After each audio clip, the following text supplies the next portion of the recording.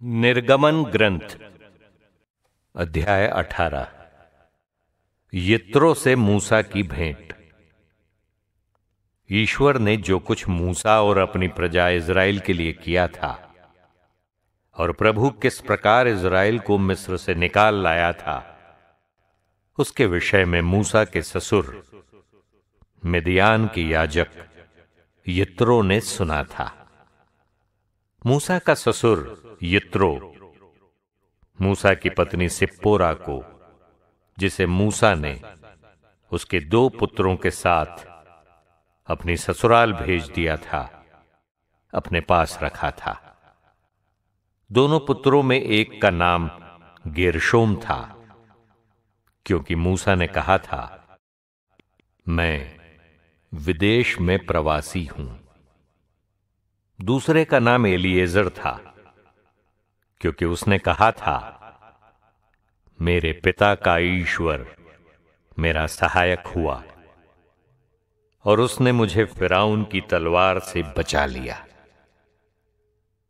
मूसा का ससुर यित्रो उसके पुत्रों और उसकी पत्नी को लेकर उस निर्जन प्रदेश में मूसा के पास आया, जहां उसने ईश्वर के पर्वत के पास पड़ाव डाला था। उसने मूसा को कहला भेजा, मैं तुम्हारा ससुर यित्रो तुम्हारी पत्नी और उसके दोनों पुत्रों को लेकर तुमसे मिलने आया हूं। मूसा अपने ससुर से मिलने गया। उसने उसे झुककर प्रणाम किया और उसका चुंबन किया। उन्होंने एक दूसरे का कुशल क्षेम पूछा और तंबू में आए। तब मूसा ने अपने ससुर को वो सब बताया जो प्रभु ने इज़राइलियों के लिए फिरौन और मिस्रियों के विरुद्ध किया था। मार्ग में किन किन कठिनाइयों का सामना करना पड़ा और प्रभु ने किस प्रकार उनकी रक्षा की थी। यित्रो प्रसन्न हुआ जब उसने ये सुना कि प्रभु ने इज़राइलियों के साथ कैसे कैसे उपकार किए और उन्हें किस प्रकार मिस्रियों के हाथ से छुड़ाया था। यित्रो ने कहा, वो प्रभु धन्य है जिसने तुम्हें मिस्रियों और फिरौन के हाथों से बचाया है। मैं अब जान गया हूं कि प्रभु सब देवताओं से बड़ा है, क्योंकि उसने लोगों को उन मिस्रियों के हाथों से बचाया है जिन्होंने उनके साथ दुर्व्यवहार किया था।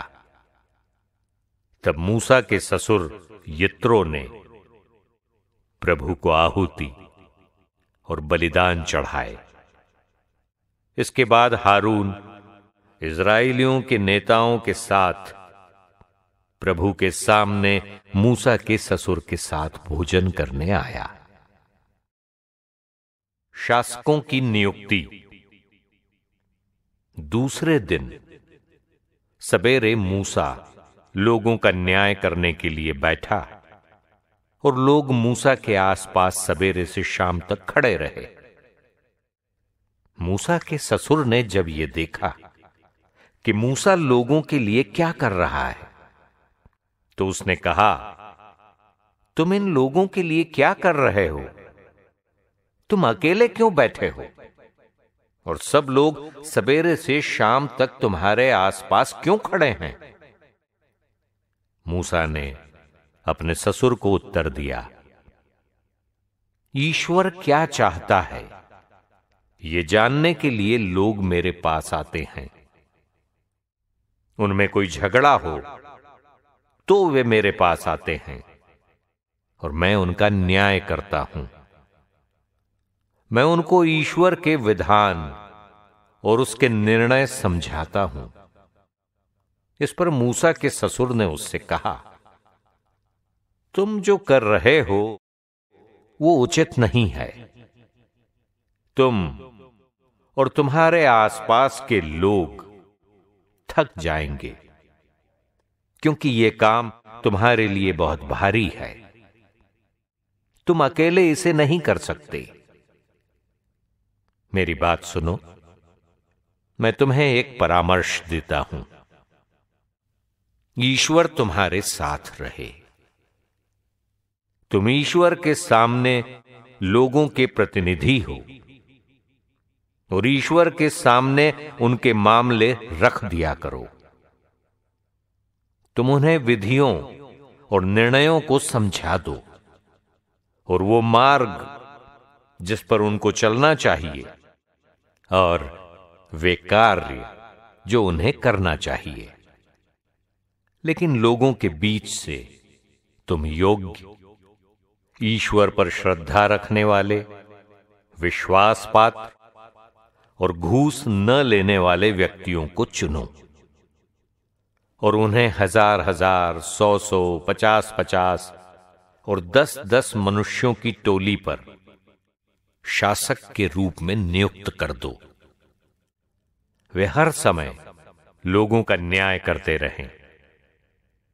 वे हर बड़ा मामला तुम्हारे पास लाएं और सब छोटे मामलों का निपटारा स्वयं कर लिया करें। इस तरह तुम्हारे काम में वे हाथ पटाएंगे और तुम्हारा बोझ हल्का हो जाएगा। यदि तुम ऐसा करो और ईश्वर की ऐसी आज्ञा हो तो तुम काम संभाल लोगे और लोग भी संतुष्ट होकर अपने अपने घर जाएंगे।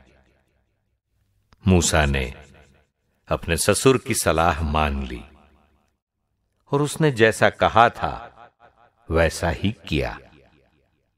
मूसा ने सारे इज़राइली लोगों में से योग्य पुरुषों को चुन लिया और उन्हें लोगों के ऊपर प्रधान नियुक्त कर दिया।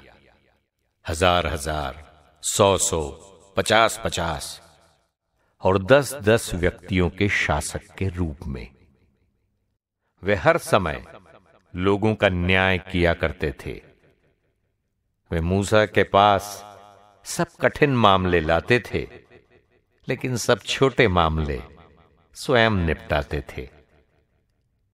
इसके बाद मूसा ने अपने ससुर को विदा किया और वो स्वदेश लौट